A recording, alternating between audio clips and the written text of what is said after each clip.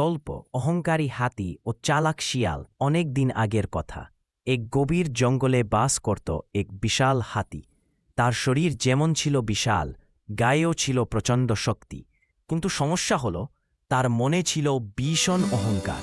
সে ভাবত এই জঙ্গলে তার চেয়ে শক্তিশালী আর কেউ নেই।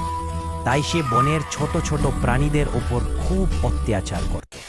কখনো সে নিজের শুঁড় দিয়ে গাছ উপরে ফেলত, আবার কখনো ছোট প্রাণীদের পা দিয়ে পিষে মারত।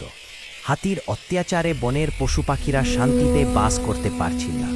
বাঘ, সিংহ, ভাল্লুক সবাই তার ভয়ে ততস্থ থাকত। গোপন সভা একদিন বনের সব পশু পাখি মিলে এক গোপন সভা ডাকল। সবার একটাই চিন্তা, কিভাবে এই দুষ্টু হাতির হাত থেকে রক্ষা পাওয়া যায়। সভায় অনেক আলোচনা হলো, কিন্তু কেউ সাহস করে হাতির সামনে দাঁড়াতে চাইল না। হঠাৎ এক চালাক শিয়াল সামনে এগিয়ে এল।